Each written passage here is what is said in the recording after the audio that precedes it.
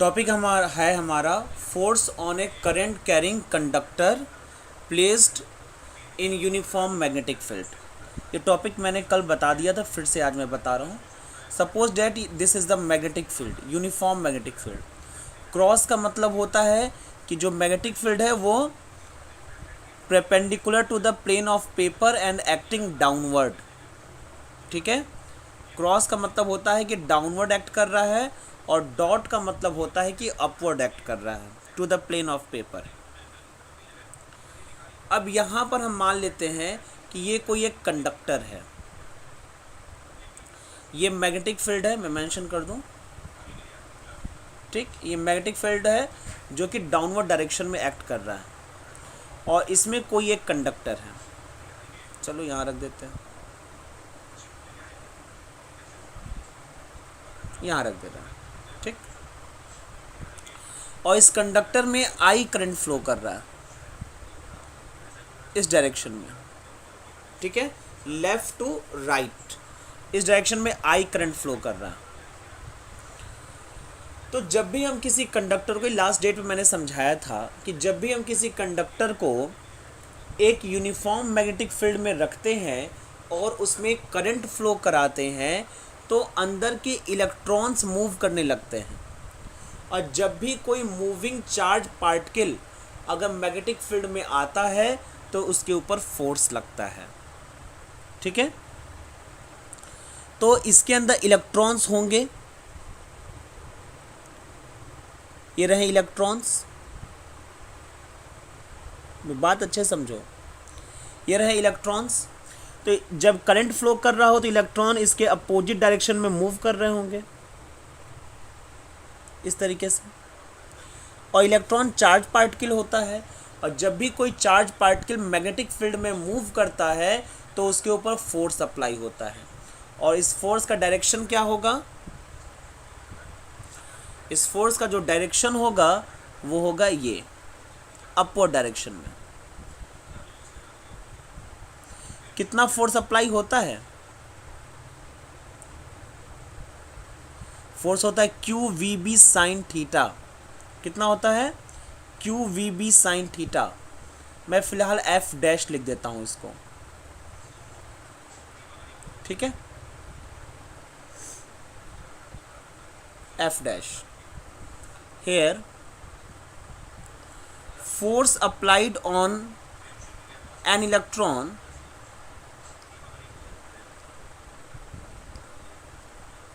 Applied on an electron, एक electron के ऊपर कितना फोर्स अप्लाई हो रहा है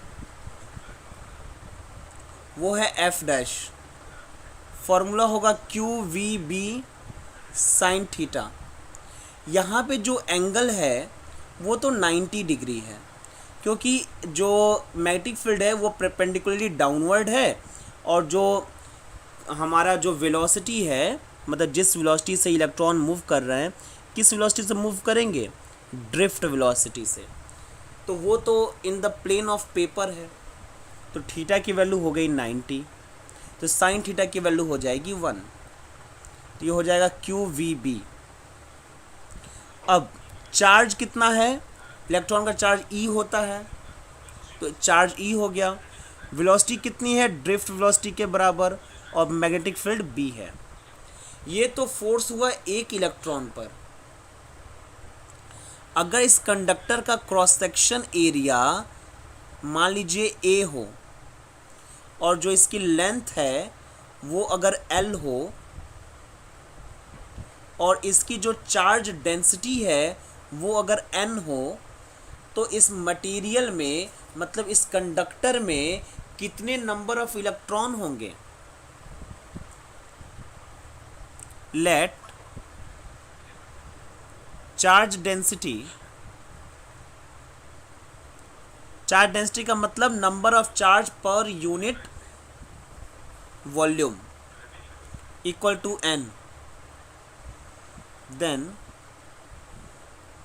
total number of free electron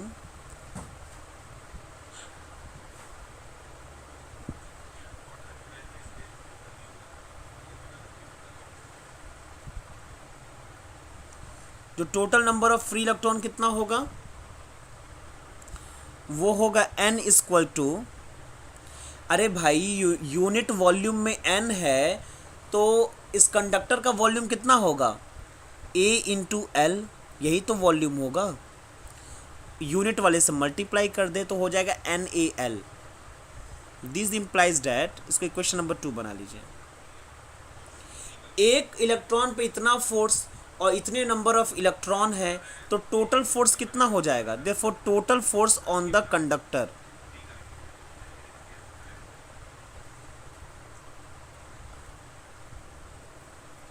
conductor के ऊपर टोटल फोर्स कितना लग जाएगा, F equal to N into F dash, हो जाएगा NaL EVD इंटू बी। अब देखिए थोड़ा सा इसको ना हम ऑर्डर में लिख रहे हैं, NeAVD और LB,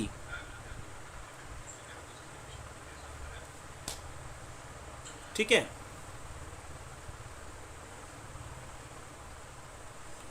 ये हो गया। यहाँ पे जो ये NeAVD है इसको बोलते हैं करंट। ये फॉर्मूला होता है I इक्वल टू NeAVD, ये फॉर्मूला हम लोगों ने डिराइव कर रखा है। और ये हो जाएगा हमारा ILB। एक चीज़ और मैं आपको बता दूं कि ऐसा कभी कभी ज़रूरी नहीं होगा कि हर केस में थीटा की वैल्यू 90 डिग्री हो जाए, ठीक है। तो मेरे केस में तो थीटा की वैल्यू 90 डिग्री है, इसलिए मैंने थीटा की वैल्यू 90 डिग्री ले ली। लेकिन अगर थीटा 90 डिग्री नहीं होता, ठीक है, तो हम लोग इसके साथ साइन थीटा ले करके आगे बढ़े होते, ठीक है, और लास्ट में भी साइन थीटा आया होता, ठीक है। फिलहाल ऐसा नहीं है, मेरे केस में नहीं है, इसलिए मैंने नहीं लिखा है, ठीक है। तो F स्क्वायर हो जाएगा ILB, ये हो जाएगा। अच्छा, इस चीज़ को मेंशन करके लिख भी दें ताकि भूले ना आप लोग। If theta is not equal to 90 degree, मतलब किसी और डायरेक्शन में अगर हो,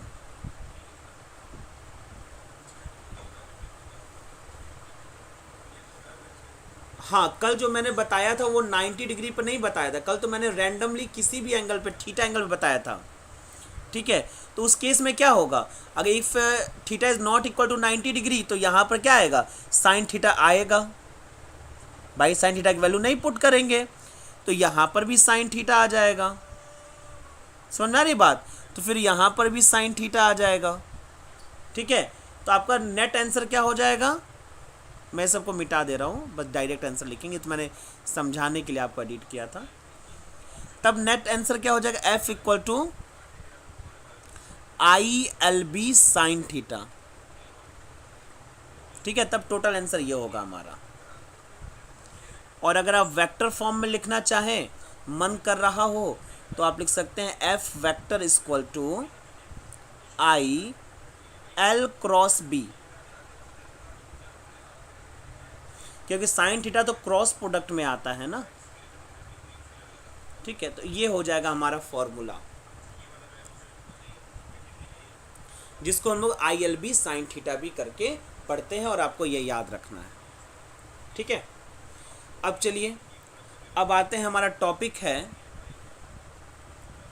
जो आज का फ्रेश टॉपिक है, वो है force between two parallel current carrying conductor.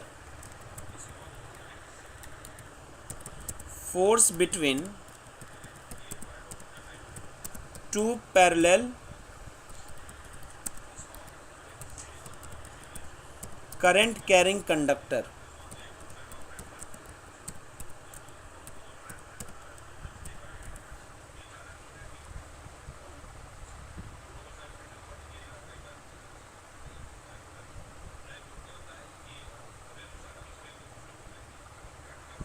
ठीक है, ये टॉपिक है हमारा कि दो कंडक्टर हैं जो एक दूसरे के पैरेलल हैं और करंट कैरिंग का मतलब उसमें करंट भी फ्लो कर रहा है, तो उनके बीच में कितना फोर्स लगेगा। चलिए ले लिया जाए दो conductor,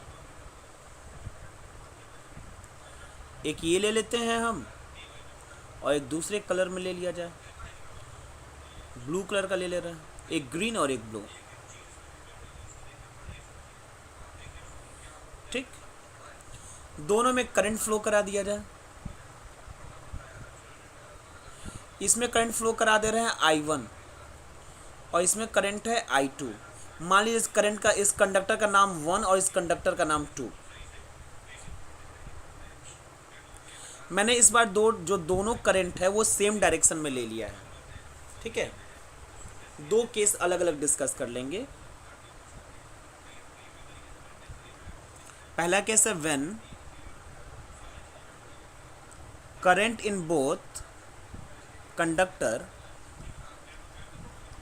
are in the same direction.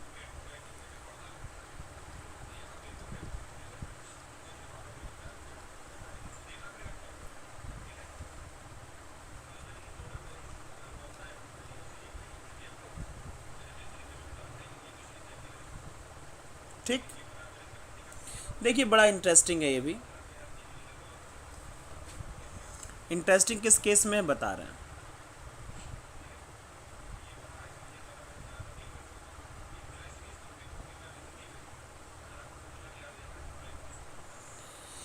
देखिए जो कंडक्टर 1 है, क्या सिचुएशन होगी। हमें दो बात मालूम है। पहली बात तो हमें ये मालूम है, जो अभी अभी हम लोगों ने पढ़ा, कि किसी भी करंट कैरिंग कंडक्टर को अगर आप मैग्नेटिक फील्ड में रखेंगे तो उसमें फोर्स लगेगा। ठीक है, और उस फोर्स का डायरेक्शन कैसे निर्धारित होता है। तो इस फोर्स का डायरेक्शन जो है वो हम लोग राइट हैंड पाम रूल से दे सकते हैं। राइट हैंड पाम रूल क्या होता है, ये आपका राइट हैंड जो अभी मैं बना रहा हूँ।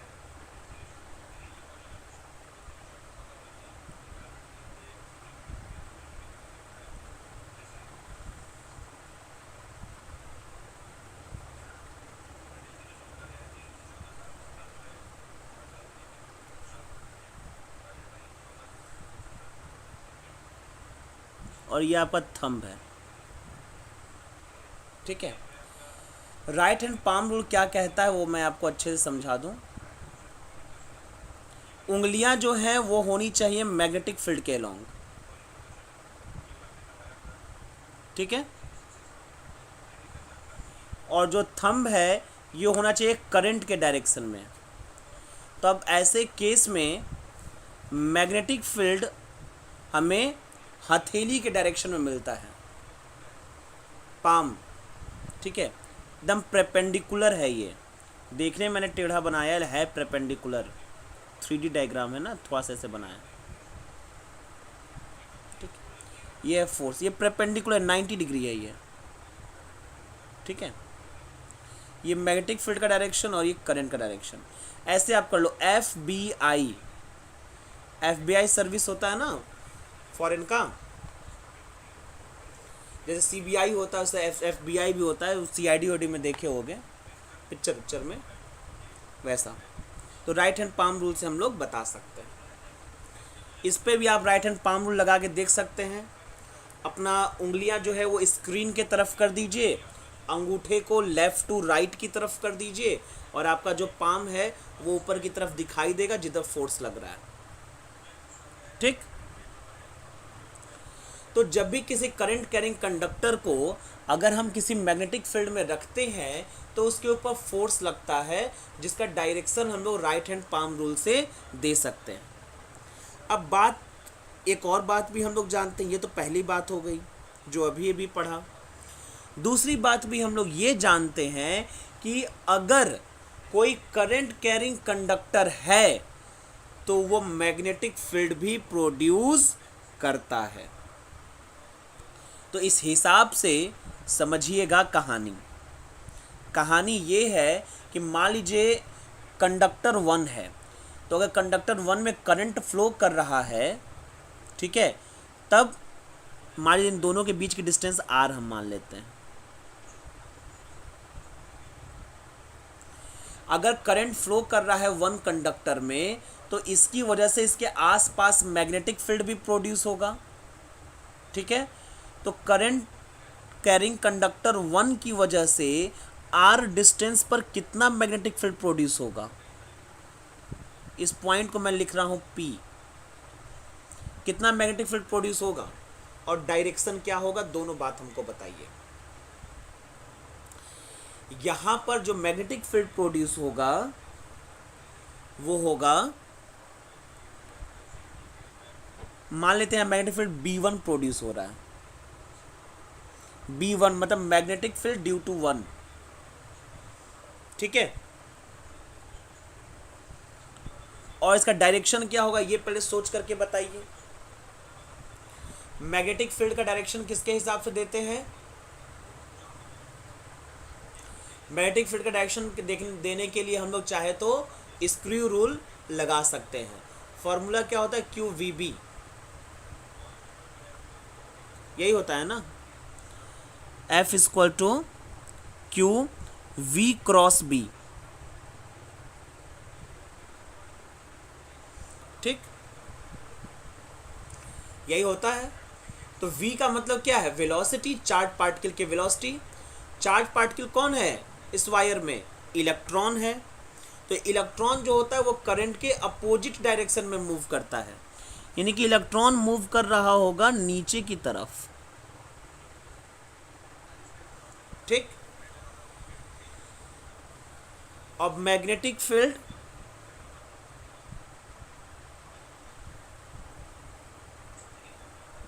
अच्छा मैं ये क्यों लगा रहा हूं भाई, इतना क्यों दिमाग लगा रहे हैं,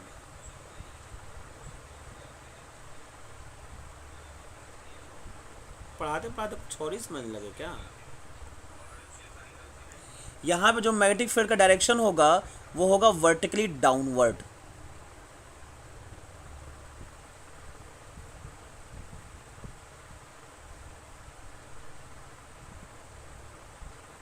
ठीक है, इसको भी आप चाहें तो राइट हैंड पाम रूल से दे सकते हैं।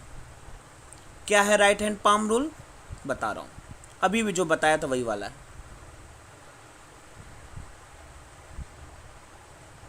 ये राइट हैंड है आपका, इस राइट हैंड में जो अंगूठा है इसको करंट के डायरेक्शन में रखिए और जो फिंगर है ये उस पॉइंट की तरफ रखिए जहां पे मैग्नेटिक फील्ड का डायरेक्शन पता लगाना है। ठीक है, तो ऐसे केस में देखेंगे, अगर आप स्क्रीन पर प्लेस करके रखिए अपना अंगूठा कंडक्टर वन के करंट के अलोंग और फिंगर को पॉइंट P की तरफ, तो आपकी हथेली डाउनवर्ड डायरेक्शन में होगी। इसीलिए यहाँ पे जो मैग्नेटिक फील्ड बना वो डाउनवर्ड डायरेक्शन में बना। ठीक है, और इसीलिए मैंने इसको क्रॉस साइन से दिखाया है, इसको आपको इरेज कर दे रहा हूँ। क्रॉस साइन से क्यों दिखाया है, क्योंकि मैग्नेटिक फील्ड डाउनवर्ड डायरेक्शन में है। ठीक, समझिए पूरी बात। मैग्नेटिक फील्ड की वैल्यू कितनी होगी, B1 इक्वल टू, एक स्ट्रेट कंडक्टर की वजह से R डिस्टेंस पे जो मैग्नेटिक फील्ड होता है वो होता है म्यू नॉट अपॉन 2 पाई करंट अपॉन डिस्टेंस। तो करंट कितना है, I1 करंट है, डिस्टेंस कितना है, R है। तो B1 की वैल्यू हो जाएगा mu naught upon 2 pi I1 by R। ठीक, अब देखिए पॉइंट P पर मैग्नेटिक फील्ड इतना है और इस मैग्नेटिक फील्ड में एक करंट कैरिंग कंडक्टर है। कौन सा कंडक्टर, कंडक्टर 2। तो अगर किसी मैग्नेटिक फील्ड में करंट कैरिंग कंडक्टर है तो उस पर फोर्स लगेगा, कितना फोर्स लगेगा, फोर्स ऑन 2 ड्यू टू 1, कितना फोर्स लगेगा इसके ऊपर। तो अभी अभी हम लोगों ने पढ़ा है क्या, ILB sine theta, ILB sine theta. अब समझो, जो कंडक्टर है इसका करंट कितना है, जो कंडक्टर रखा जाता है उसी का करंट पुट करते हैं ना। इसका करंट है I2, लेंथ मान लेते हैं L है, मैग्नेटिक फील्ड कितनी है, B1 है,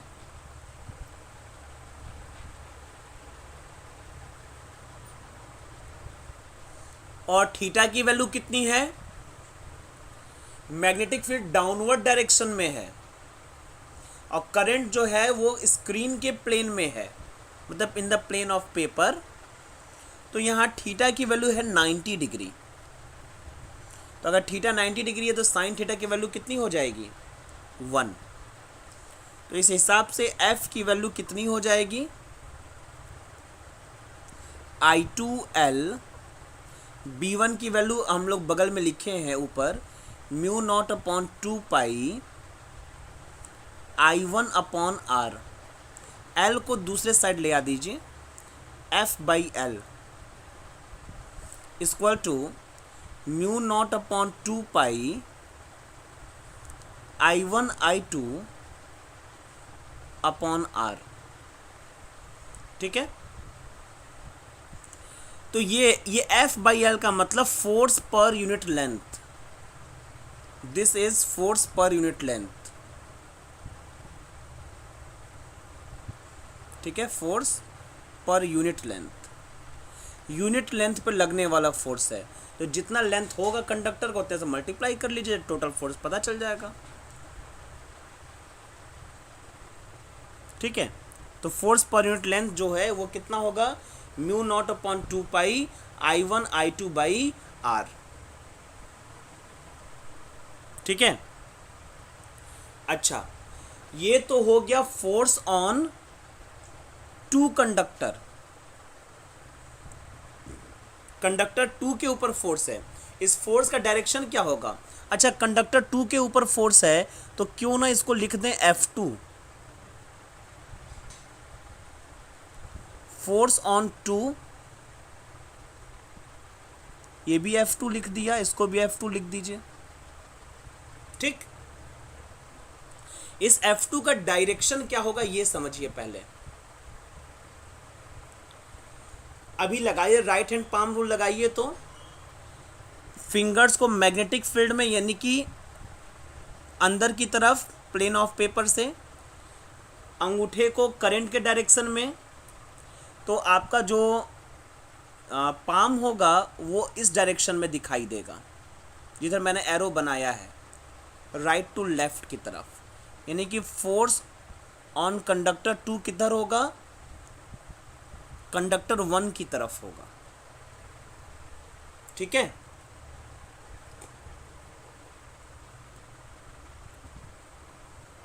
ठीक।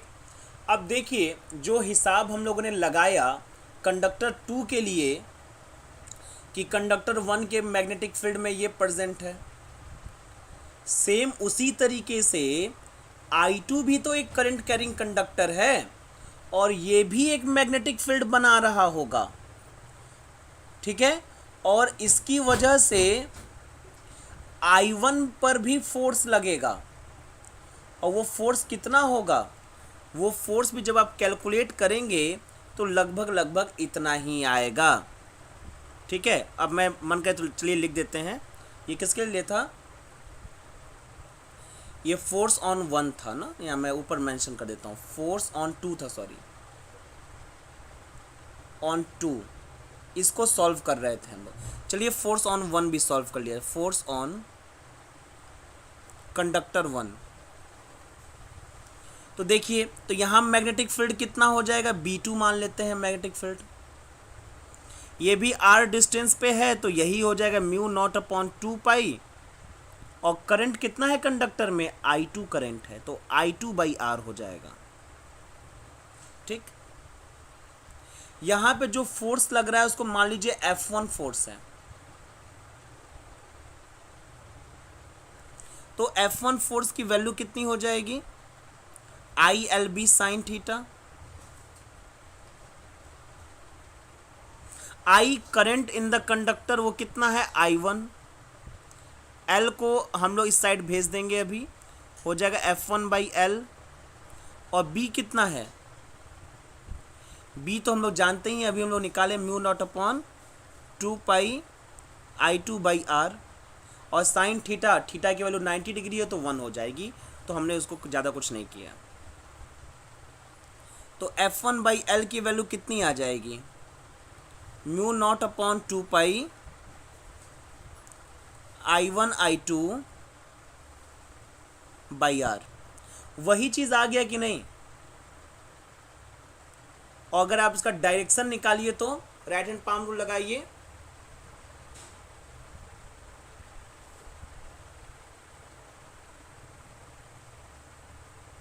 अच्छा यहाँ मैग्नेटिक फील्ड जो होगा वो ऊपर की तरफ होगा, ठीक है। अगर आप इसको भी डायरेक्शन निकाल लीजिए, पहले तो क्यू पर मैग्नेटिक फील्ड का डायरेक्शन निकालिए, ठीक है।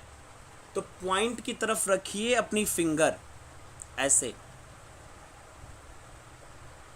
और अंगूठा रखिए ऐसे करंट के डायरेक्शन में, तो आपकी हथेली जो है वो किधर आ रही है, अपवर्ड डायरेक्शन में आ रही है। इसीलिए पॉइंट क्यू पर जो फोर्स होगा, जो मैग्नेटिक फील्ड होगी वो अपवर्ड डायरेक्शन में होगी, और उसको डॉट से दिखाया जाता है, ठीक। यानी कि मैग्नेटिक फील्ड हो गई ऊपर, करंट है I1 के अलोंग, तो फिर से राइट हैंड पाम रूल लगाइए फोर्स का डायरेक्शन पता लगाने के लिए। जो फोर्स का डायरेक्शन होगा वो कैसे निकलेगा, वो आपको दिखेगा लेफ्ट टू राइट, इस तरीके से, ठीक है। तो इन जनरल आप बोल सकते हो फोर्स पर यूनिट लेंथ कितना होगा, जब दोनों में सेम ही आ रहा है तो F करके लिख सकते हैं।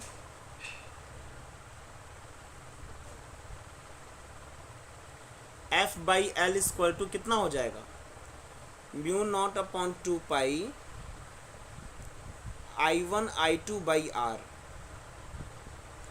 अब इसमें स्पेशल केस आप लगा सकते हो कि अगर दोनों में करंट सेम हो, तब करंट सेम होगा तो I1 I2 की जगह पे I पुट कर देंगे, और क्या,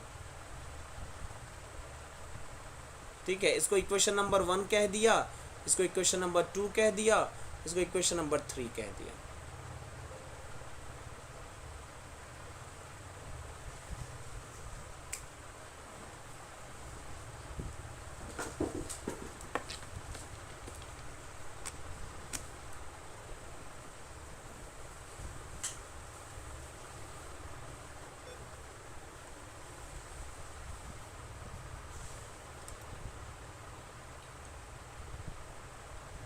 ठीक है, चलिए अब आगे बढ़ा जाए।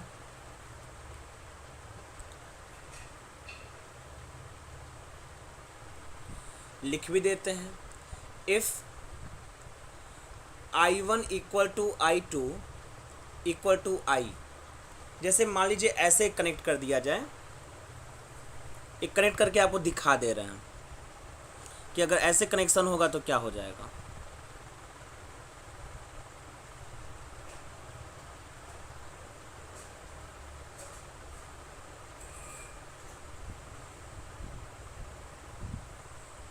अच्छा, दोनों में जो फोर्स लग रहा है वो अंदर की तरफ लग रहा है ना, तो वायर जो है वो अंदर की तरफ ऐसे बेंड हो जाएगा, ठीक है।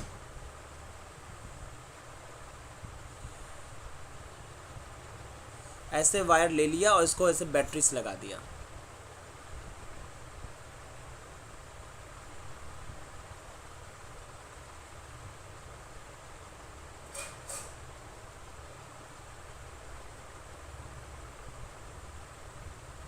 ठीक। तो जब बैटरी लगाएं जैसे करंट निकलेगा, I करंट रहेगा यहाँ से, और जो भी बट जाए, मान लीजिए I1/2 I1/2 जो भी करंट हो जाएगा सेम ही हो जाएगा ना, ठीक है। I डैश लिख देते हैं, कोई दिक्कत नहीं है, वरना आप कंफ्यूज हो जाओगे और ज़्यादा।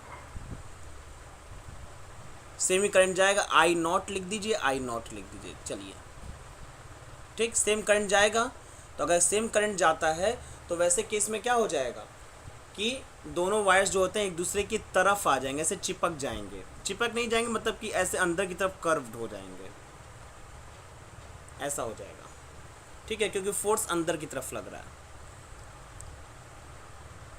बाय इक्वेशन नंबर 3, अगर 3 इक्वेशंस को ध्यान में रखेंगे, 3 वाले को क्या मिलेगा, F/L equal to mu naught upon 2 pi, I1 I2 की वैल्यू अगर I है तो I स्क्वायर हो जाएगा, I स्क्वायर बाई R।